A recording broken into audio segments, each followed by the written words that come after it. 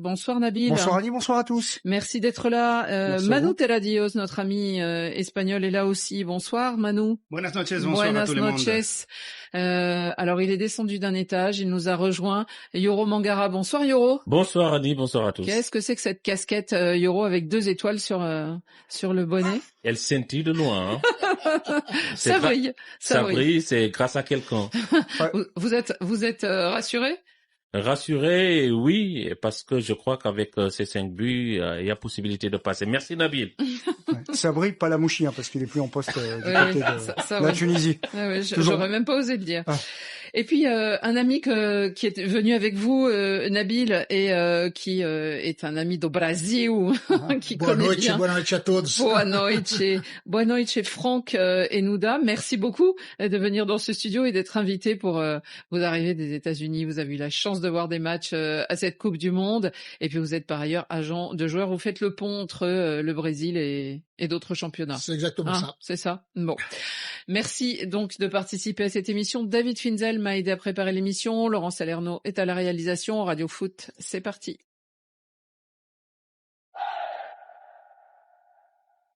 Le corner frappé par Camara, le but sénégalais! 2 minutes de jeu ici et ouverture du score pour le Sénégal. Le but sénégalais, le Sénégal double la mise. 2-0 pour les Lions. Récupération sénégalaise à l'entrée de la surface de réparation. C'est Pape Gaye, il peut enrouler du pied gauche. Pape Gaye, le but! Le bijou! Le bijou de Pape Gaye! La passe d'Iliman Ndiaye, la frappe et le but sénégalais! Et Pape Gaye qui double la mise! Iliman Ndiaye, la frappe d'Iliman Ndiaye, le but d'Iliman Ndiaye! 5 buts à 0!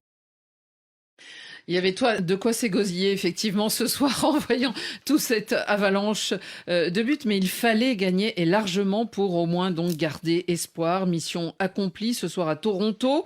Précisons donc que dès la 13e minute, les Irakiens jouaient à 10. Avez-vous passé une belle soirée, Antoine Grenier? Bonsoir. Bonsoir Annie, bonsoir à tous évidemment, qu'on a passé une belle soirée, elle a été longue à se dessiner, les Sénégalais ont pris l'avantage très vite et puis ils se sont un petit peu endormis, peut-être perturbés par le fait de jouer à 11 contre 10, peut-être la peur aussi d'encaisser un but qui aurait compromis leur chance, et puis ils se sont libérés, ils ont lâché les chevaux en seconde période, 4 buts, certains sont absolument magnifiques et des chances conservées, quasiment intact de qualification. On sait que ça sera compliqué, mais le contrat est rempli par les Lions du Sénégal. Yoro, vous êtes un Lion du Sénégal, ravi? Ravi, oui, parce que après les 2 prestations manquées qu'on a vues des Lions du Sénégal dans cette compétition, c'était pas notre niveau. Et là, on a vu que Pape Thiaw a compté sur le banc, il a fait sortir certains cadres, et puis place à la jeunesse, le but de Iliman Ndiaye, Pape Gueye, Lamine Camara, ça montre qu'il y avait du potentiel. Il fallait compter sur ces jeunes-là. Malheureusement, on ne l'a pas fait sur ces 2 premiers matchs. On n'a plus notre destin en main. On va croiser les doigts pour espérer que les autres se manquent. Nabil Djellit, on l'attendait, cette réaction des Lions de la Teranga, et en même temps on avait du mal à réaliser que le Sénégal puisse réagir, je dirais, à ce point-là, parce qu'il fallait non seulement gagner, mais il fallait aussi un score fleuve. Oui, pour maximiser ses chances de se qualifier parmi les meilleurs troisièmes. Bon, le cahier des charges ce soir, il est rempli, mais ce soir, à Nice, ils n'avaient pas le choix. Le Sénégal, c'était vaincre ou mourir, tout simplement. Et donc, ils ont réussi. Ils sont vaincus, on ne sait pas s'ils sont morts ou pas. Ça, pour l'instant, oui, effectivement, il faudra attendre la phase de ces poules. La fin de la première. Mais en tout cas, il recrée les conditions, du moins, pour espérer se qualifier. C'est vrai qu'ils sont tombés dans une poule qui est très difficile, le Sénégal, rappelons-le, avec la France, la Norvège et l'Irak. Et l'Irak, c'était pas une équipe si mauvaise que ça sur ce qu'elle a montré depuis le début de la compétition. Mais on sait que l'ambiance autour de la sélection du Sénégal était compliquée. On va dire que même si Yoro ce soir est avec un très beau polo vert, j'ai pas encore parlé de Sampaolo, Franck, les voyants n'étaient pas tous au vert du côté du Sénégal. On sait que l'environnement était compliqué.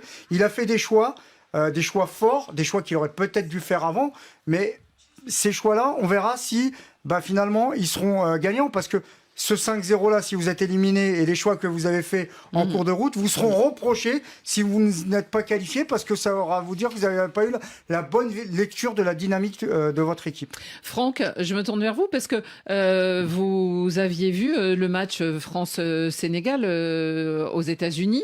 Là, on a vu un Sénégal bien différent ce soir. Je vais faire un petit peu une synthèse de mes deux collègues de ce soir. On va peut-être regretter une chose que le coach a fait, c'est-à-dire laisser la place aux jeunes qui avaient faim, qui ont joué avec le cœur et ils savaient qu'il fallait gagner à tout prix et largement. J'ai trouvé une différence entre le premier match que j'ai vu où j'étais à New York, à New Jersey. Et là, j'étais agréablement surpris. Alors on se pose la question, pourquoi le coach n'a pas laissé ses places aux jeunes beaucoup plus tôt? On pourra peut-être le regretter, comme a dit Nabil. Antoine Grenier, est-ce que vous avez la réponse? Est-ce que vous, qui avez approché quand même cette équipe du Sénégal, qui l'avait suivie, vous avez une explication? Est-ce que c'était les critiques qui venaient aussi du pays? Est-ce que c'était aussi le gouffre qui finalement était si proche? Ce qui a poussé Pape Thiaw à changer, c'est effectivement que le Sénégal était au bord de la falaise et que les 2 11 identiques alignés face à la France et face à la Norvège n'avaient apporté absolument aucune garantie de pouvoir renverser la vapeur face aux Irakiens. On attendait ces changements, on attendait de voir ce que déciderait Pape Thiaw. Et puis finalement, la titularisation d'un Habib Diarra par exemple a apporté énormément dès le début du match parce que il était au pressing, il était partout, il était à la récupération, il était à l'organisation du jeu, il a été très impressionnant Habib Diarra. Et puis la titularisation d'Ibrahim Baye qui n'a pas forcément été décisif comme on aurait pu l'attendre et comme il peut l'être au Paris Saint-Germain, mais qui est un joueur précieux dans l'apport de vitesse. Oui, qui peut-être il fallait donner de la confiance, ne serait-ce qu'avec des minutes de jeu pour qu'il se sente aussi rentré dans cette compétition. Après à Nice, c'est un peu toujours pareil, on fera le bilan à la fin. Bien mais sûr. En règle générale, quand vous gagnez avec une génération de joueurs, c'est toujours difficile pour un entraîneur de se séparer d'eux et de faire un choix fort dès le premier match. En fait, qu'on le veuille ou non, il y a une forme de récompense pour ces joueurs-là qui ont porté très haut les couleurs du Sénégal. La transition, elle s'est peut-être faite sur ce match-là en espérant que pour les Sénégalais, ça puisse continuer. Yoro, ça vous a rassuré quand même le fait que finalement Pape Thiaw prenne le taureau par les cornes, parce que ça a été un peu ça. Parce que là, il n'avait pas le choix. C'est vaincre ou mourir. Et même avec cette victoire, on n'est pas encore sûr de passer au tour suivant. De toute façon, après le premier match, il devait changer. Mais il n'a pas eu le courage parce que déjà qu'il est en bisbille avec la fédération ne voulait pas re-signer Pape Thiaw. Il n'avait que les cadres comme support. S'il avait la fédération à dos, les cadres à dos, ça allait être très compliqué pour lui. Ils auraient pu le lâcher, oui. Oui. Et donc, selon les calculs, pour l'instant, ils ont gagné quelques places, ces Sénégalais. Ils se rapprochent un petit peu du groupe. Nous sommes 5e. En tout cas, sur les 8 3e, nous sommes 5e. Selon mes projections personnelles et mon vœu, et votre boule de cristal. Je regarde, je suis l'oracle. Je pense qu'ils vont passer comme 7e ou 8e, meilleur 3e. Enfin, je vous le garantis pas, Annie. Mais on en reparle. Par rapport au classement. Bon, j'imagine, Antoine, que tout à l'heure, vous allez retrouver et rencontrer des Sénégalais satisfaits, mais surtout soulagés. Soulagés peut-être par la teneur de leur match et leur capacité à avoir marqué et avoir rempli le contrat. Voilà, ils ont fait ce qu'ils devaient faire. Il reste une incertitude qui va planer encore pendant un petit peu de temps au-dessus de la tanière. Et la nuit risque d'être longue pour tous les joueurs et pour tout l'encadrement sénégalais. Et puis on va faire des petites croix sur des tableaux pour dire un tel a marqué tant de points, un tel a marqué tant de points. Et puis ça va peut-être se jouer à un but. C'est pour ça que c'était important pour les Sénégalais de marquer le plus possible. Qu'un joueur comme Pape Gueye, qui était titulaire depuis le début de cette Coupe du Monde et qui était remplaçant ce soir, a eu un impact absolument positif. Un joueur comme Iliman Ndiaye qui est rentré aussi a été extrêmement précieux. Bref, le Sénégal s'est rendu compte peut-être qu'il avait de la valeur et qu'il avait beaucoup plus de valeur que ce qu'il avait donné jusqu'ici dans cette Coupe du Monde face à la France et face à la Norvège. Antoine, on a même plus vu ce soir Sadio Mané, le capitaine. Oui, Sadio Mané, un petit peu plus en jambes aussi, il prend du rythme Oui. face à la France, on l'avait pas vu du tout, face à la Norvège un tout petit peu plus, là on l'a vraiment vu, mais parce que la défense irakienne était peut-être la plus abordable pour lui. Alors il n'est pas décisif, Sadio Mané, mais malgré tout on sent, non, il a failli, mais on sent surtout que les défenses se méfient de lui, il attire un joueur, deux joueurs à chaque fois qu'il a le ballon, et ça permet à d'autres éléments de l'attaque sénégalaise d'avoir la vitesse nécessaire ou d'avoir un tout petit peu de place, et c'est ce dont Pape Gueye par exemple a pu profiter au moment où il a frappé, où il a mis son premier but qui va rester qui va rester dans les mémoires, tout comme ce match d'ailleurs qui est la plus large victoire du Sénégal dans une Coupe du Monde, la première fois que le Sénégal marque 5 buts dans un match de mondial. Bref, il y a des raisons de se souvenir de cette soirée, quel que soit le dénouement final du classement des groupes. Et apparemment, c'est la première fois qu'une équipe africaine marque 5 buts dans une Coupe du Monde. Merci beaucoup, Antoine, d'avoir été en direct avec nous. Et vous allez compter les heures, vous aussi, avec les Sénégalais. Parce qu'il n'y aura peut-être pas qu'une nuit, il y aura peut-être plus d'heures de nuit pour savoir le déroulement de la fin de cette phase de groupe. Merci beaucoup, Antoine, et bonne continuation. Ali. Là-bas, aux Amériques. Merci beaucoup, Yoram Mangara. Merci, On Annie, vous laisse bonne repartir soirée. avec un demi-sourire et c'est déjà pas mal. Et une belle casquette. Et une belle casquette au briques des étoiles. À bientôt, Miro. Et une Coupe d'Afrique des Nations. Merci beaucoup. Allez, ce groupe, c'était le groupe I. Le Sénégal, donc, pour l'instant, est 3e en ballottage. Voyons ce qu'il s'est passé sur l'autre rencontre. Et là, c'était Norvège contre Bleu et ça a navigué fort.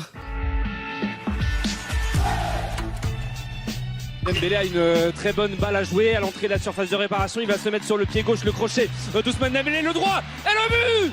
Le but du Parisien, 1-0 pour la France. Doublé d'Ousmane Dembélé. Et le premier du droit, le second du gauche. Deuxième bijou du Parisien à l'entrée de la surface de réparation. La réduction de l'écart. On n'est pas tranquille. Vraiment, c'est football champagne à Boston. 2-1, la Norvège revient. Oh, Dembélé, le triplé, 3 bijoux. Le troisième est la copie conforme du second. Dembélé 3, Norvège 1. Et le quatrième but à l'instant, il est signé Désiré Doué là pendant qu'on faisait l'éloge du match de Kylian Mbappé. 4-1 pour les Bleus. 4-1, donc un score fleuve pour ces Bleus qui terminent donc à la première place du groupe I. Et on a vu un show Ousmane Dembélé. Il inscrit un triplé sur ses 4 buts face à la Norvège. Alors vous avez vu, il n'y avait pas d'orage dans l'air. Le match s'est déroulé dans les temps. Il n'y a pas eu de pluie, ni même de pluie torrentielle. Ce buteur Ousmane Dembélé, il y a eu aussi un but, vous avez entendu, de Désiré Doué. On va l'écouter, le buteur Ballon d'Or.